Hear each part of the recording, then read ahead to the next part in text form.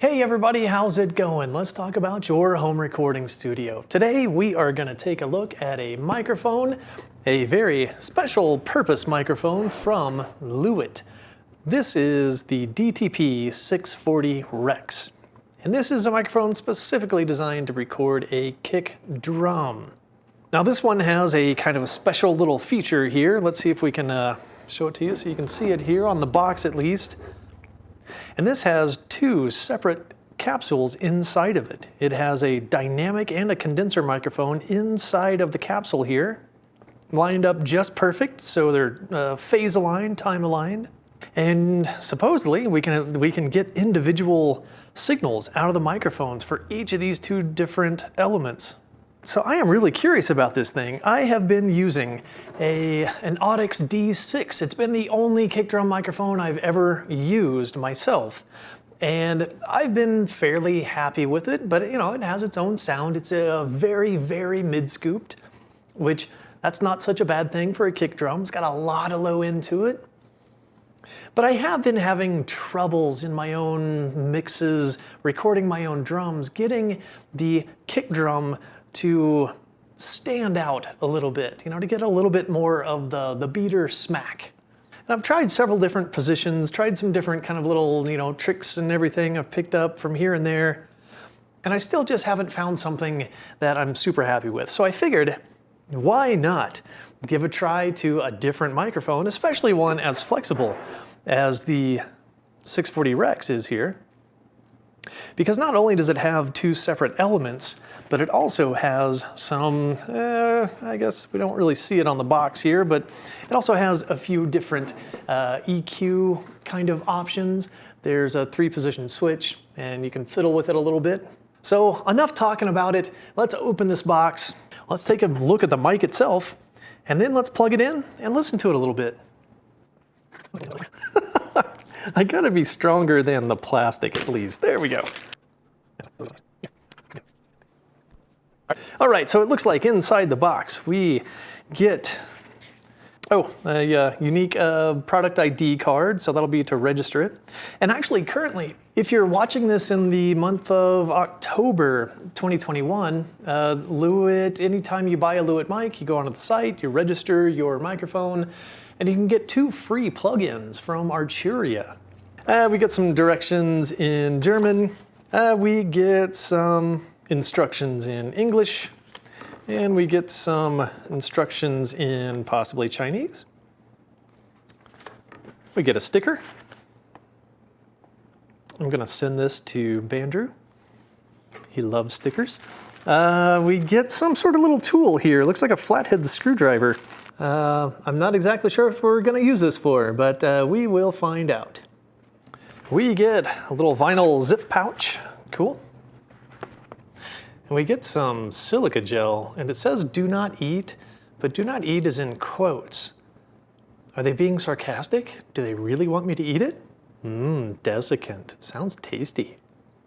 We get a cable that looks like, oh, cool, okay, all right, this makes sense of how we get both outputs, the individual elements out of the microphone. So we got one female end here that's a 1, 2, 3, 4, 5 pin. And then that breaks out into 2 separate 3-pin standard XLRs. And they are conveniently not only color-coded, but they are also printed.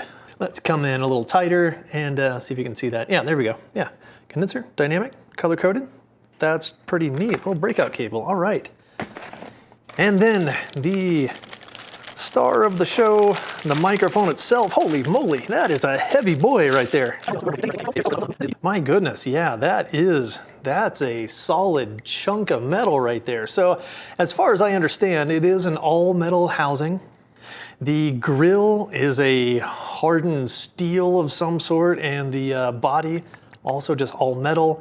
Even the mic clamp support thing here is all metal. Let's loosen this up. Oh yeah, oh, it's got a nice kind of smooth travel to it once you loosen it up. Nice. And there's our 10-pin for the breakout cable. We've got our, oh, it looks like they got a thread adapter in here. So we got our, this is where we mount it to our mic stand. So it comes with a 3/8 to 5/8. I might be able to get it done, get it out of here with my fingernails. Not quite. Got this little thing on my keychain that has come in handy over the years for freeing the mic adapters, the thread adapters out of mics. All right, so we get our Lewitt logo, we get the model number, it's the DTP 640 Rex. Lewitt again, model number again, Lewitt again, model number again, Lewitt again. All right, no matter which angle you look, you're gonna know it's a Lewitt.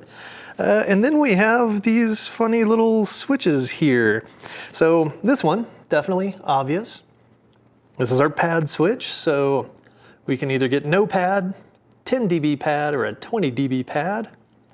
Then we got these kind of cryptic little things here. We got an equals, equals, we got a plus equals, and we have a plus plus. Let me dig through the manual real quick to see what in the world that means. All right, here we go. In the instructions here, so they describe what the 3 different positions are. So equals, equals, that is a flat frequency response. So no filter curve is activated. On the plus equals, that is the dynamic enhanced frequency response. So the dynamic emphasis frequency, and it just says in frequency ranges relevant for the kick drum sound in the dynamic capsule, but leaves frequency response of the condenser capsule untouched. And then plus plus is dual enhanced frequency. So the condenser capsule emphasizes frequencies around 60 Hertz, and the dynamic capsule puts its emphasis on the frequencies between 4 and 6 kilohertz. And now that I look at these switches, they're not really accessible just by hand, and I guess that is what our fancy little screwdriver tool is for, is so we can reach in there and actually adjust these. Honestly, I probably would have rather just seen these be adjustable by a thumb or a fingernail or something, because I think you, me, everybody is gonna lose this little thing in a hurry. And if we ever need to change that, we're gonna be kind of SOL. But I just kind of want to click this thing once or twice and just see what happens. So right now it's in the flat and no pad. So, okay, yeah, it's easy enough to move. So that's in the plus equals spot. That's in the plus plus spot. Let's put it back to flat. There we go. Same thing for the pad. Yeah. You know, it moves easy enough, but yeah, honestly, those could have been little easily accessible little thumb switches or something. This will be interesting one-handed, but also, you know, since the whole thing is one unit, so the mic clip does not detach.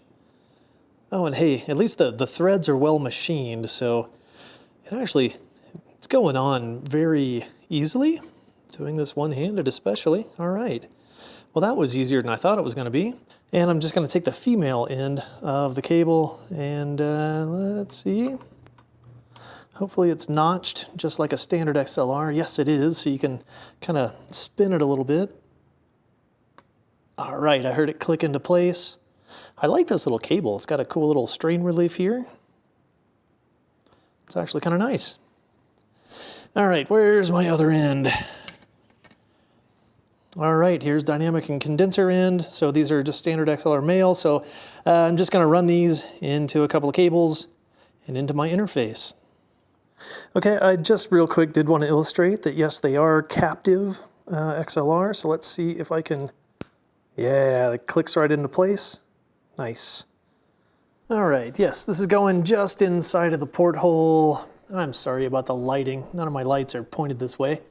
I'm gonna get it just inside of the porthole here. I'm gonna point it right at where the beater meets the batter head. Okay, a quick note about what you're hearing. I have the Rex plugged into channels 1 and 2, so dynamics on channel 1, condensers on channel 2.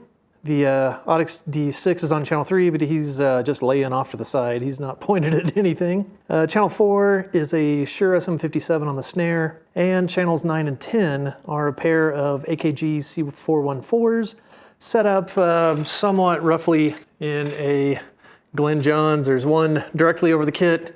There's one over here. I can't tell which way I'm pointing. There he is. He's over there next to the floor tom. These are all just going direct into an RME 12 mic, And the 12 mic is connected through a very long fiber optic cable to my Army UFX downstairs. All right, I'm gonna set some levels here real quick, and then let's get to the sound samples. And yeah, of course, in the quick start guide, they do validate this. You know, you don't have to supply phantom power to the dynamic, just like any dynamic, but you do have to supply 48 volts phantom power to the condenser, just like any condenser. So I should have known that. I guess I'm just not used to supplying phantom power to a kick mic, so let's do that real quick. And I can see on my interface, it may be too small to see there, but the dynamic is coming through pretty quiet. Or I wouldn't say quiet, but the condenser is coming through substantially louder. Let's just hear the dynamic.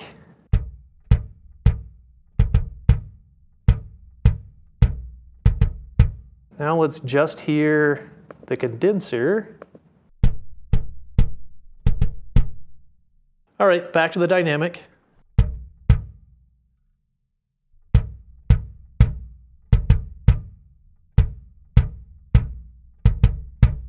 Back to the condenser.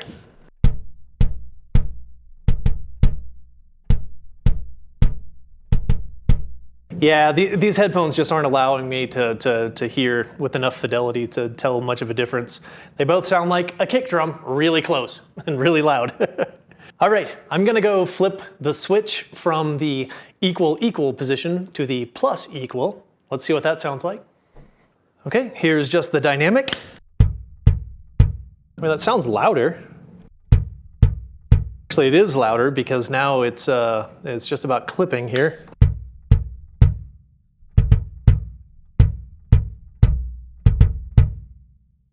Okay, let's hear the condenser. I think the condenser stays the same on the plus equal. Back to the dynamic. Back to the condenser. Okay, let me go flip the switch to that third position. Let's hear just the dynamic. Yeah, that sounds louder, but I think it's because it's emphasizing that, what was it, 4 to 6K range? And let's try the condenser only.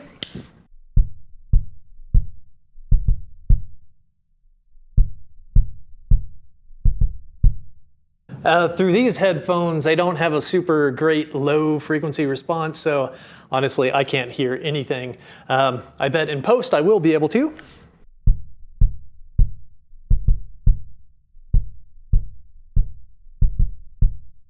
Yeah. So it must just be all kind of sub frequency. So let's hear them both together.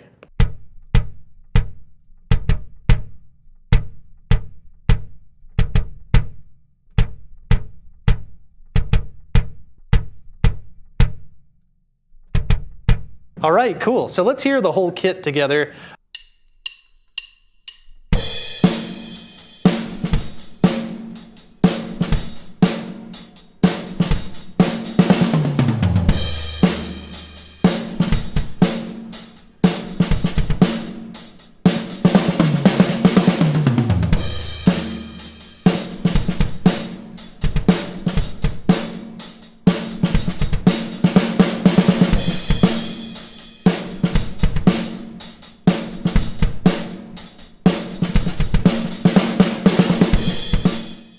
Hopefully that sounded okay.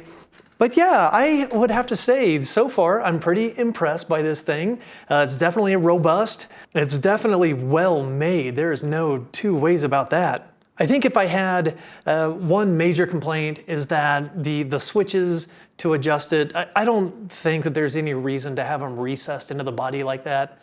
It just necessitates the use of a, once you lose this tool, you're gonna have to go find another little flathead screwdriver to make any adjustments. More than likely, most of us are just gonna find a sound we like and leave it there and probably never change it. But in a studio environment, it's always nice to have options. And it's never nice to have to go try to hunt down an easily lost tool to explore those options. Now, the other thing, yeah, for me, in my situation here, the buttons being essentially on the underside of the mic, based on the orientation of the hinge, whatever you call it, on the mic clip. Since I have to angle mine upwards, I have to have the mic kind of upside down, and all the buttons are down here. So I have to remove it, turn it over, flip the switches, turn it back over, put it back in. Well, I think that'll probably do it for me here this time. I'll probably do a follow-up once I get a chance to use this mic a little bit more. This is just kind of a first impressions right out of the box, just kind of first day using it and everything. So after I get to know it a little bit better and I've explored it a little better, I can probably create some better sound examples here for you. There are examples of all the different settings on Lewitt's website. I will link to that below if you want to hear somebody that's actually, you know, probably good at playing drums and good at miking drums. You might be able to get a little bit better idea of what it sounds like. Maybe in a future video we'll shoot it out against the D6, the Audix D6, and maybe try it on a few other sources like a bass cabinet and maybe a guitar amp in combination with another microphone or something. Who knows? We might be able to get something really cool sounding that way. All right, well, I think that is going to do it for me this time. Thank you all so much for watching, and I will see you guys again next time.